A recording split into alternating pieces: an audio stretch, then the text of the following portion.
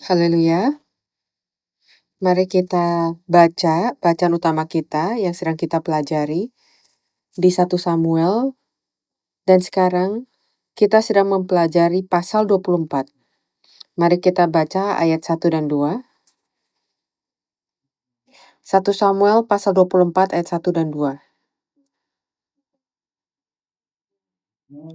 Ketika Saul pulang sesudah memburu orang Filistin itu, diberitahukanlah kepadanya demikian, "Ketahuilah Daud ada di padang gurun En-Gedi." Kemudian Saul mengambil 3.000 orang yang terpilih dari seluruh orang Israel, lalu pergi mencari Daud dan orang-orangnya di gunung batu kambing hutan. Ini adalah firman Allah. Amin. Selamat malam.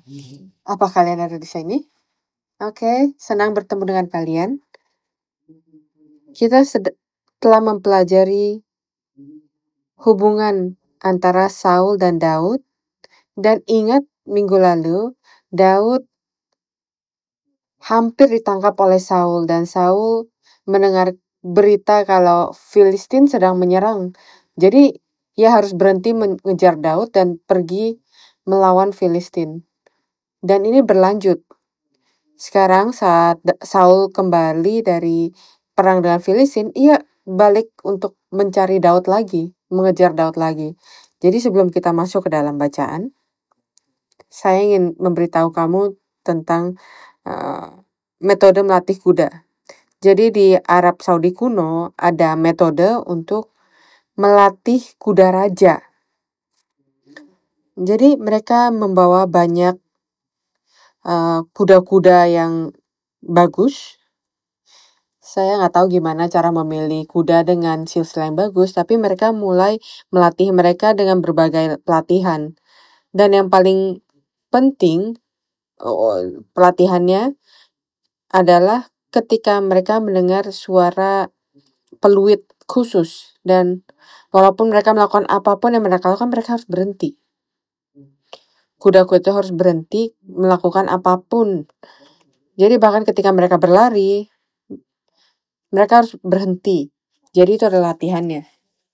Jadi setelah melalui begitu banyak pelatihan, apa yang akan mereka lakukan adalah ujian terakhir akan terjadi di padang gurun. Mereka akan membawa kuda-kuda ini yang sudah melalui pelatihan-pelatihan sebelumnya, dan mereka akan bawa ke padang gurun,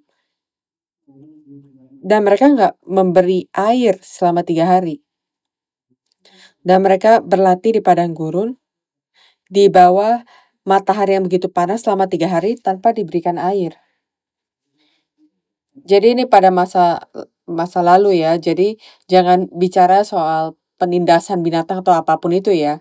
Jadi kuda-kuda itu akan hampir mati kehausan. Jadi pada hari ketiga, mereka akan membawa kuda-kuda itu ke arah oasis, di mana ada air di sana. Dan saat mereka, pada saat kuda-kuda itu mencium bau air, mereka mulai berlari. Dan mereka kehausan selama 3 hari. Mereka berlari ke arah air itu. Lalu saat mereka berlari ke arah air itu, orang-orangnya akan meniup peluit itu. Jadi antara kuda-kuda yang begitu banyak itu, kebanyakan dari mereka akan mengabaikan peluit itu karena mereka mencoba menyelamatkan hidup mereka. Mereka benar-benar kehausan, jadi mereka mencium bau air, jadi mereka nggak bisa berhenti walaupun mereka mendengarkan peluit itu. Tapi di antara itu semua ada beberapa yang terpilih, walaupun mereka hampir mati kehausan, mereka akan berhenti saat mendengarkan bunyi peluit itu. Dan kuda-kuda itu akan dianggap layak menjadi kuda raja. Jadi balik lagi ke dalam bacaan kita, Daud, walaupun bukan kehendak dia dikejar tanpa henti oleh Raja Saul, dan sekarang sedang menerima pelatihan di padang gurun En-Gedi. Dan pada saat itu, bahkan hari ini, padang gurun itu adalah tempat yang tidak dapat dihuni. Artinya itu adalah tempat kematian. Orang-orang tidak bisa bertahan hidup beberapa hari. bahkan beberapa hari di sana. Tapi di tempat seperti itu, Daud mengalami perlindungan Allah. Ia dapat bertemu dengan Allah di dalam padang gurun itu. Ia sedang melalui pelatihan dari Allah. Tapi bahkan dalam bacaan hari ini, itu kelihatannya Saul juga memasuki padang gurun ini. Inilah tempat di mana tidak ada orang yang bisa bertahan hidup atau keluar. Hanya periode yang sangat sebentar pada saat mereka sedang melakukan perjalanan. Tapi Daud ada di sana dan Saul memutuskan untuk mengikutinya dengan 3.000 orang dia. Jadi poin pertama, mari kita pikirkan alasan atau tujuan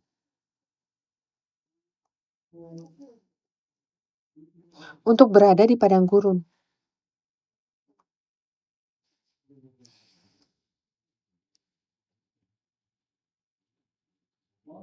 Kenapa?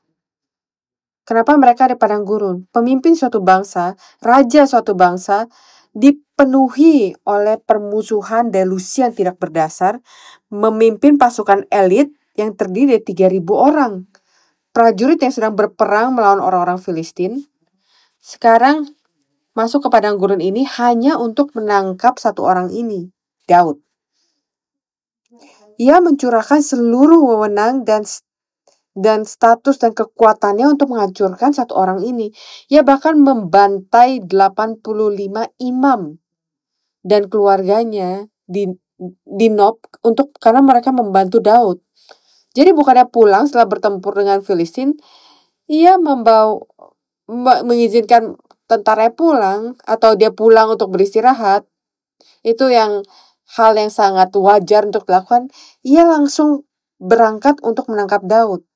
Bagi Saul, Daud dan orang Filistin adalah musuh yang statusnya setara. Ia membawa tentaranya untuk melawan suatu bangsa dan mereka membawa tentara yang sama untuk menangkap satu orang. Apa pembenarannya atas pengejaran terhadap Daud? Bisa nggak kamu pikirkan? Kenapa Saul melakukan ini? Nggak ada kan pembenarannya? Nggak ada. Kenapa ada orang yang menjadi begitu buta? Apa kamu pernah menjadi buta seperti ini? Kadang-kadang kita juga bisa menjadi buta dalam kehidupan kita sendiri. Karena keinginan kita sendiri, ambisi kita sendiri. Pernah nggak kamu ingin sesuatu begitu dalam atau mengikat seseorang atau membenci seseorang begitu dalam sampai kamu menjadi buta ke dalam rasional kamu, buta terhadap realitas? Saat kita mulai berpikir, oh kalau saya punya ini, kamu punya ini nggak hari ini? Kalau saya cuma punya ini, maka segala sesuatu akan lebih baik. Kalau saya punya orang ini, hidup saya akan senang. Atau saya bisa menyingkirkan orang ini dari hidup saya pasti akan lebih senang lagi. Saya melihat beberapa senyum di antara kalian.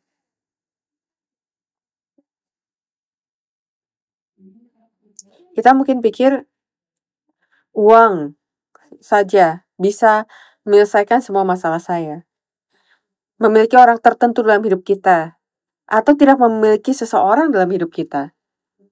Tapi jika kita mendapati diri kita berpikir dalam pola pikir seperti itu, dan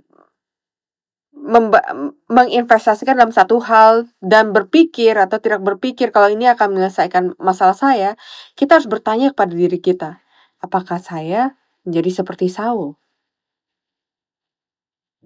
Apakah saya secara buta mengejar ke padang gurun? Apakah ia mengejar Daud ke padang gurun atau ia dikejar ke padang gurun karena keserakahan dia sendiri? Allah lah yang menuntun Daud ke padang gurun untuk berlatih, tapi untuk Saul, dia sendirilah yang memasuki padang gurun didorong oleh keinginan dia sendiri. Apakah kamu menaruh diri kamu ke dalam belenggu ini dalam hidup kamu karena keinginan kamu sendiri? Apakah kamu menaruh diri kamu ke dalam padang gurun? Tidak semua kehidupan padang gurun itu rohani atau baik ya. Saya ulangi, tidak semua padang gurun rohani itu sama. Kadang-kadang kita bilang, oh ya saya melalui padang gurun ini. Karena kita melalui kesulitan, bukan berarti Allah mengetes saya, bukan berarti Allah membentuk saya pada saat itu. Bukan artinya seperti itu. Kita harus bisa bertanya pada diri kita sendiri dan bisa membedakan kenapa saya ada di padang gurun ini pada hari ini. Kenapa kamu ada di padang gurun ini pada hari ini? Apakah Allah memimpin kamu ke dalam padang gurun itu atau kamu yang memimpin diri kamu ke tempat padang gurun ini? Coba kamu ingat, Raja Saul terus berkata, Allah menuntut saya pada Daud. Enggak, ia selalu berkata, ini adalah kehendak Allah. Kita telah lihat kalau ini bukan kejadiannya kan. Dia pikir ini adalah kehendak Allah. Ia berbicara seolah-olah atau dia memiliki delusi berpikir kalau ini adalah Allah yang membantu dia. Tapi itu tidak benar kan? Itu adalah kesalahan. Ia menaruh diri dia sendiri ke dalam padang gurun itu. Jadi, kita harus bertanya pada diri kita sendiri. Kenapa saya ada di padang gurun ini pada hari ini? Siapa yang membawa saya ke sini? Kalau Allah yang membawa kita ke padang gurun ini, kita harus bersukacita dan bersyukur karena melalui pengalaman padang gurun ini Allah akan memurnikan kita seperti emas. Dan padang gurun ini akan menjadi tempat perlindungan Allah. Seperti yang dirasakan oleh Daud, tempat ini akan menjadi tempat pertemuan kita dengan Allah. Akan tetapi, kalau kita menemukan diri kita di padang gurun karena keinginan kita sendiri, karena keserakan saya sendiri, ketidakpercayaan saya atau ketidaktaatan saya, atau hanya karena kekeras kepalaan saya yang buta,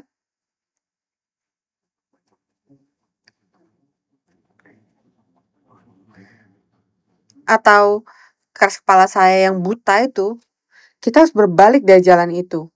Saya percaya kebanyakan dari kita bisa setuju kalau kita itu ada di padang gurun. Kita sekarang harus berhenti dan bertanya pada diri kita.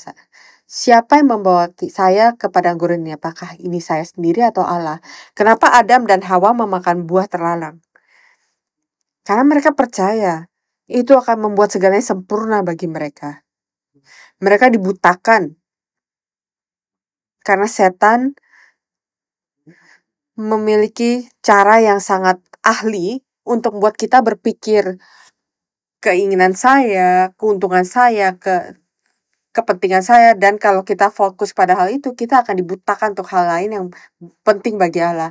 Mereka dibutakan oleh keegoisan, mereka dibutakan oleh kecerobohan. Jadi kita harus bertanya pada diri kita sendiri, kenapa? Kenapa saya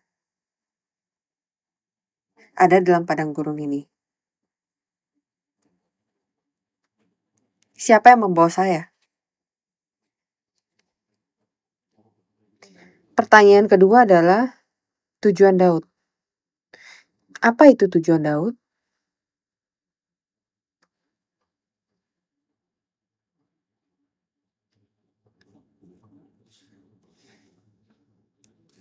Ayat 3-6. Ia sampai ke kandang-kandang domba di tepi jalan. Di sana ada gua, dan Saul masuk ke dalamnya untuk membuang hajat. Dalam bahasa Ibrani, itu artinya menutup kakinya, artinya melakukan bisnis dia. Itu menurut saya membuang hajat. Tapi Daud dan orang-orangnya duduk di bagian belakang gua itu. Lalu berkatalah orang-orangnya kepada Daud, telah tiba hari yang dikatakan Tuhan kepadamu. Sesungguhnya aku menyerahkan musuhmu ke dalam tanganmu. Maka perbuatlah kepadanya apa yang kau pandang baik. Dengar baik-baik ya, siapa yang mengatakan ini? Orang-orangnya kepada Daud. Telah tiba hari yang dikatakan Tuhan kepadamu. Sungguhnya aku menyerahkan musuhmu ke dalam tanganmu. Maka perbuatlah kepadanya apa yang kau pandang baik. Maka Daud bangun lalu memotong punca jubah Saul dengan diam-diam. Kemudian berdebar-debarlah hati Daud karena ia telah memotong punca Saul. Lalu berkatalah ia kepada orang-orangnya, dijauhkan Tuhanlah kiranya daripadaku untuk melakukan hal yang demikian kepada Tuanku, kepada orang yang diurapi Tuhan, yakni menjamah dia, sebab dialah orang yang diurapi Tuhan. En-Gedi adalah suatu tempat yang penuh dengan gua-gua. Dan En-Gedi itu banyak sekali gua. Dan di antara semua gua itu, Daud dan orang-orangnya bersembunyi di salah satu gua yang begitu banyak itu, dan Saul kebetulan masuk ke gua untuk buang air ke tempat itu di tempat dan ia menjadi sangat lemah di depan Daud. Kamu pernah nggak merasakan hal-hal seperti itu ketika kamu duduk karena bisnis kamu yang penting dan handphone kamu jatuh atau sesuatu terjadi dan kamu seperti nggak bisa melakukan apapun? Saul sedang jadi di celana dia sedang diturunkan nutup kakinya, jadi dia nggak bisa melakukan apa-apa. Ini adalah kesempatan, seperti tidak ada kesempatan lain lagi. Jadi sangat ironi. Daud sang buronan tiba-tiba diberi kesempatan untuk menjadi pengejar. Saul yang sedang mengejar Daud tiba-tiba tidak bisa melakukan apa-apa dan lemah. Ini adalah musuh yang sedang mengejar dia, sangat lemah di depan dia. Dan orang-orangnya bilang, ini adalah kesempatan kamu. Kesempatan yang Allah berikan kepada kamu. Ini adalah waktu ketika Daud bisa berpikir, kalau saya melakukan satu hal ini, maka semuanya bisa selesai. Ingat ketika apa yang dikatakan Saul? Selama saya memiliki Daud, segala sesuatu akan baik untuk saya, ya kan? Itu yang membutakan dia. Kalau saya memiliki ini, segala sesuatu akan berjalan baik. Dan pikiran dan godaan seperti itu datang kepada Daud. Kalau saya melakukan ini, yang dikatakan oleh orang-orang saya, segala sesuatu bisa selesai. Daud mungkin memiliki flashback dengan bau-bau itu. Ia mungkin mikir, saya kehilangan rumah saya karena orang ini, saya kehilangan keluarga saya karena orang ini, dan banyak orang mati karena orang ini. Saya kehilangan teman-teman saya, bahkan harga diri saya. Kamu ingat, dia harus berpura-pura menjadi orang gila yang ngeces sepanjang janggutnya. Ia memikirkan seluruh situasi ketika ia tanpa kekuatan, dan ia mungkin ingin membunuh Saul 10 kali, 100 kali pada saat itu juga. Jadi betapa intensnya kesepian, ketakutannya, segala kesulitan yang ia lalui karena orang ini. Dan sekarang ini adalah kesempatan dia. Satu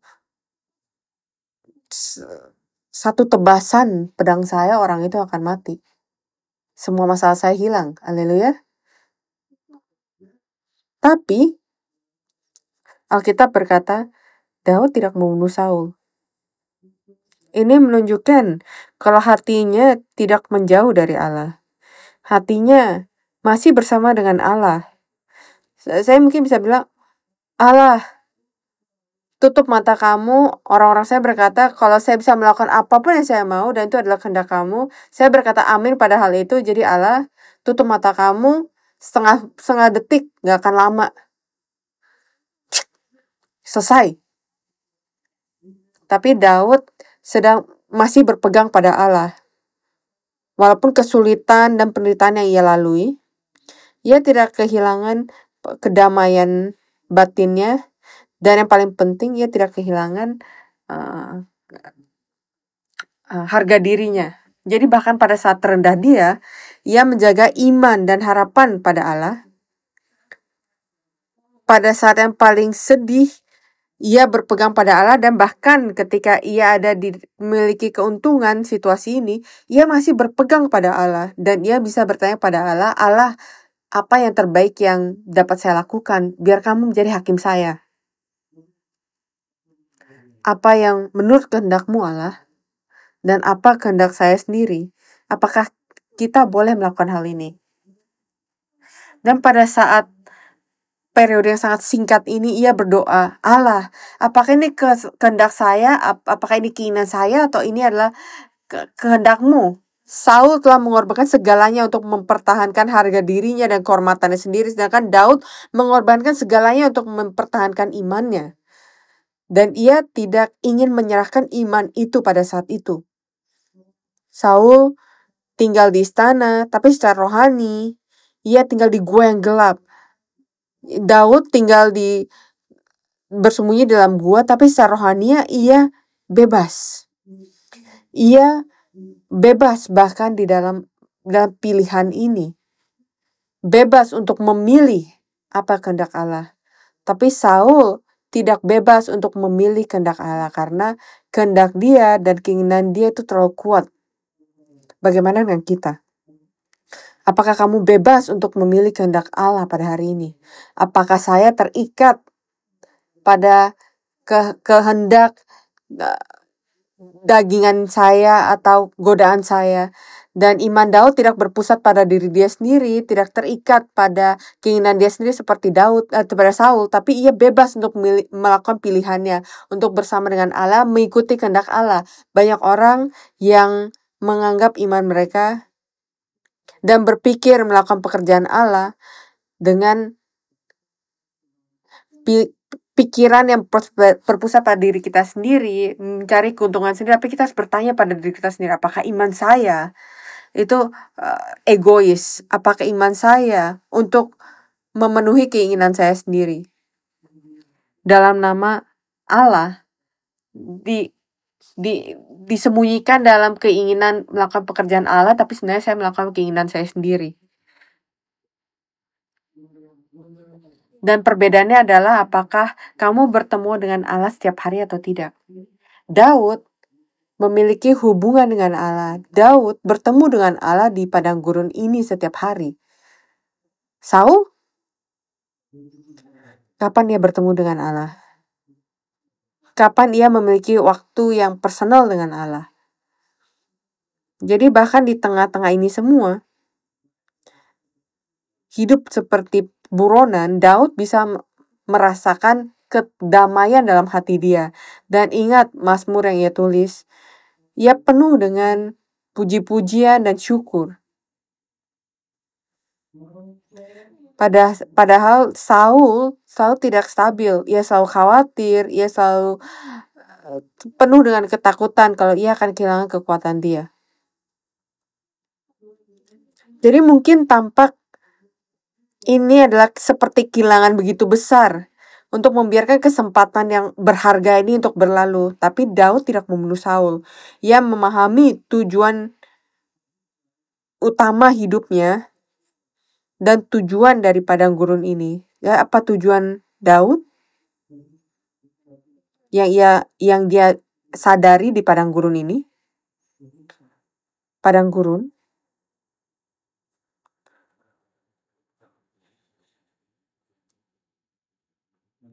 adalah kehendak Allah. Ini adalah tempat bertemu dengan Allah.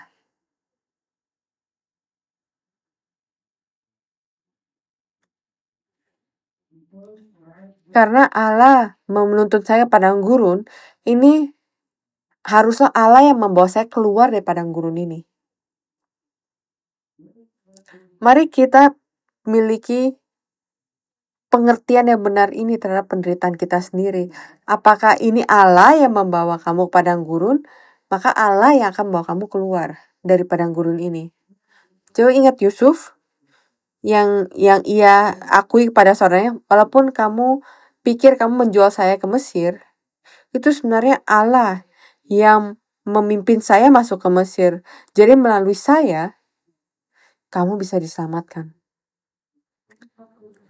Ia tidak menyalahkan saudara-saudaranya, tapi ia ingat kalau ini adalah kasih karunia dan kehendak Allah. Daud mungkin juga mengerti hal yang sama. Dan itu sebabnya ia bisa melalui semua hal ini. Jadi apa yang disadari dari Daud adalah,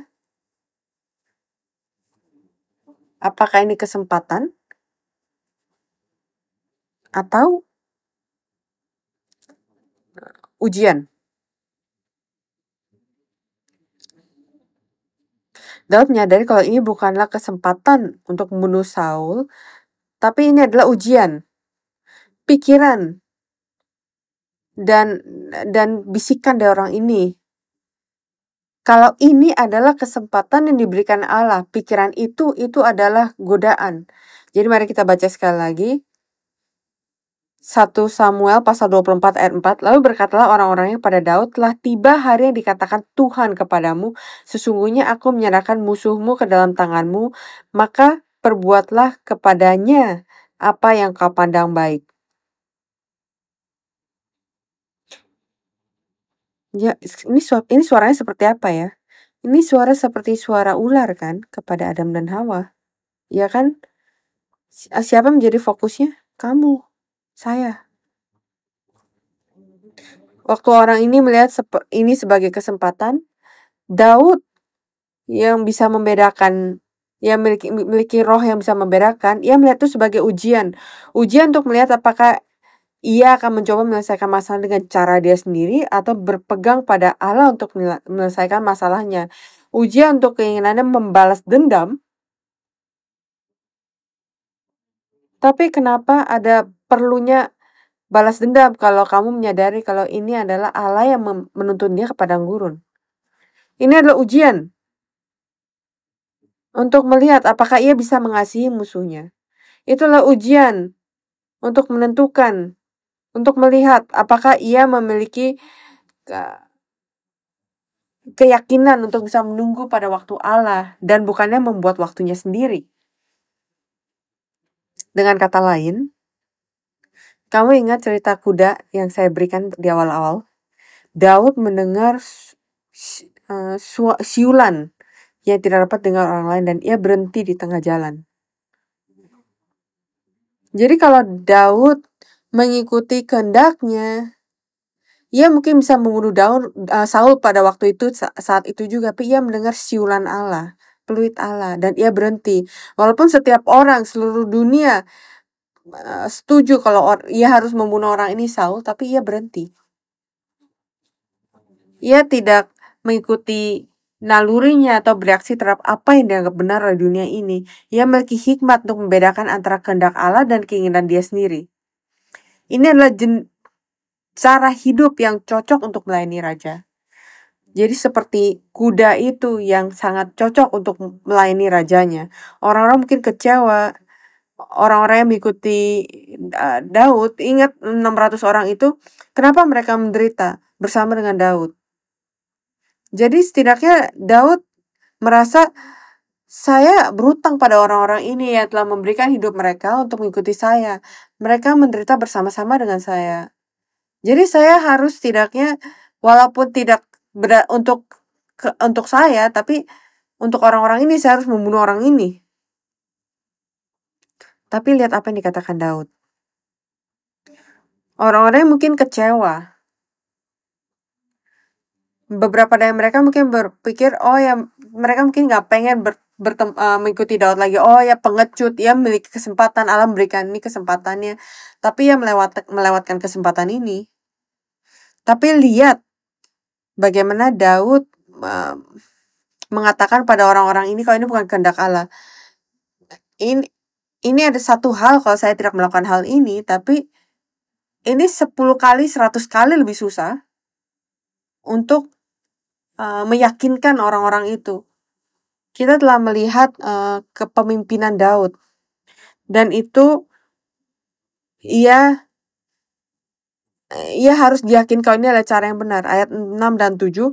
Lalu berkatalah dia kepada orang-orangnya, dijauhkan Tuhanlah kiranya daripadaku untuk melakukan hal yang demikian kepada Tuanku, kepada orang yang diurapi Tuhan, yakni menjamah dia, sebab dialah orang yang diurapi Tuhan. Ini menunjukkan kepada kita kalau Daud percaya pada Allah 100%. Allah yang mengurapi dia. Jadi ia ada di dalam tangan Allah. Jadi kalau Allah akan menghukum dia atau menyelamatkan dia itu terserah pada Allah. Dan Daud mencegah orang-orangnya dengan perkataan itu. Ia tidak mengizinkan mereka bangkit menyerang Saul. Sementara itu Saul telah bangun meninggalkan gua itu hendaknya melanjutkan perjalanannya. Sekarang kesimpulan.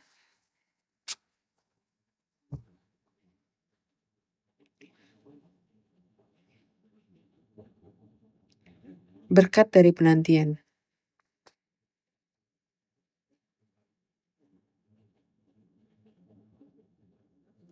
Daniel, kita sudah belajarnya beberapa kali. Dan juga baru saja, Daniel pasal 12 ayat 12, berbahagialah orang yang tetap menanti-nanti dan mencapai 1335 hari. Ujian terakhir di penghakiman terakhir itu sedang menunggu.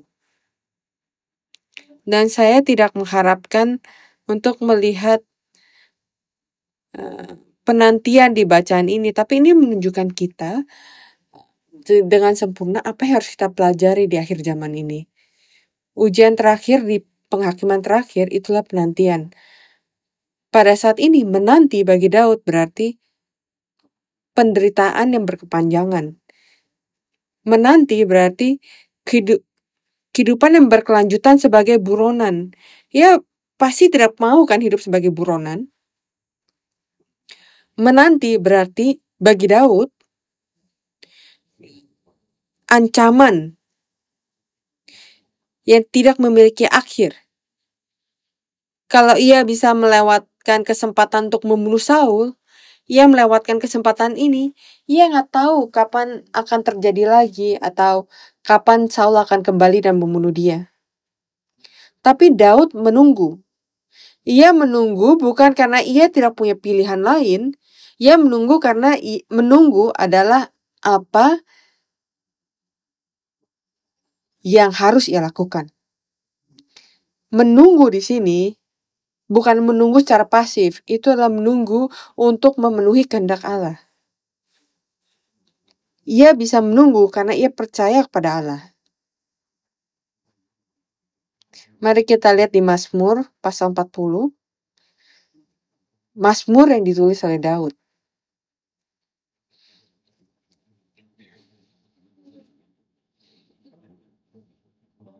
Mazmur pasal 40 ayat 1. Saya nggak akan baca semuanya, tapi saat kamu pulang, mungkin kamu bisa baca seluruh Mazmur ini sebelum kamu tidur. Jadi kita akan baca yang pertama dan yang terakhir, pasal 40 ayat 1. Aku sangat menanti-nantikan Tuhan. Lalu ia menjenguk padaku dan mendengar teriakku minta tolong. Saya benar-benar berdoa saat kita menanti pada Tuhan, ia bisa mendengarkan tangisan saya dan ia bisa menjawab saya. Amin. Mari kita lihat di ayat 17.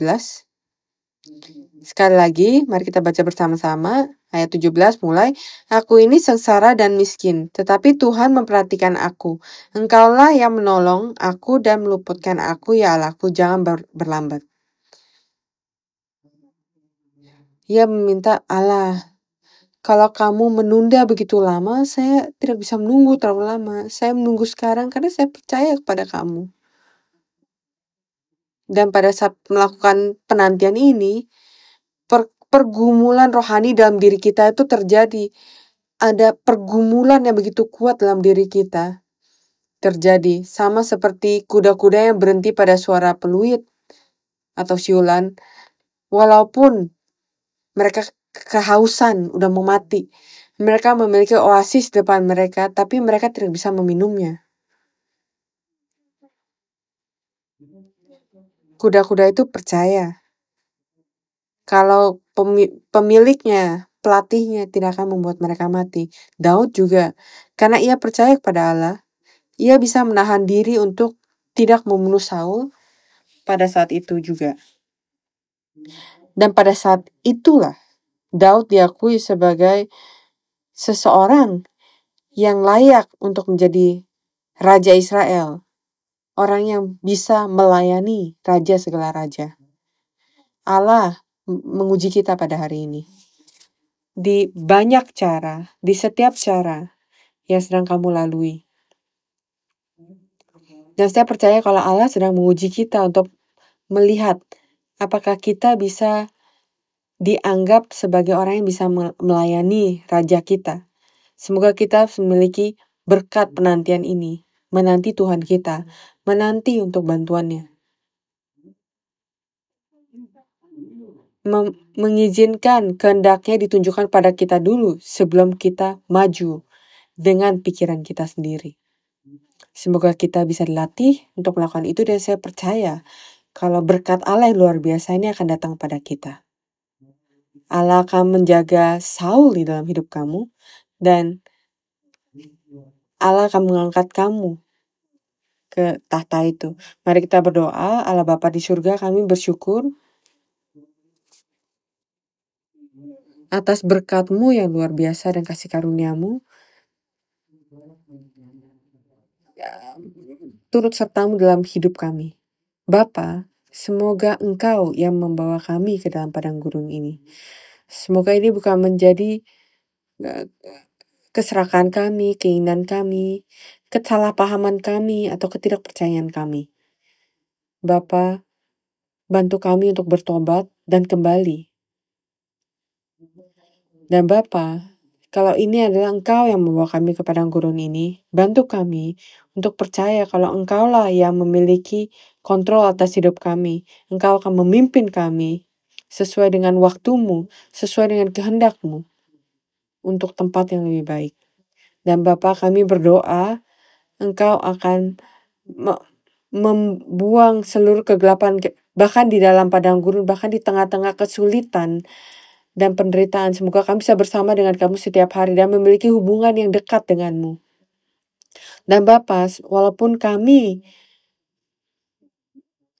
di dalam belenggu, semoga kami bisa memiliki kebebasan di dalam pekerjaan-Mu dan menemukan kehendak-Mu, memiliki kebebasan dari belenggu dosa. Dan saat kami melalui waktu Prapaskah ini, Lent ini, tolong bebaskan kami dari dosa kami, bebaskan kami dari kehendak manusia kami, kehendak kedagingan kami, dan bantu kami untuk bisa mengikuti Roh-Mu. Kami bersyukur atas kasih karunia-Mu, Bapa, saat umat-Mu datang ke hadapan-Mu untuk berdoa. Telah menerima firman, kami berdoa kepadamu, kami ingin menyanyikan pujian kepadamu.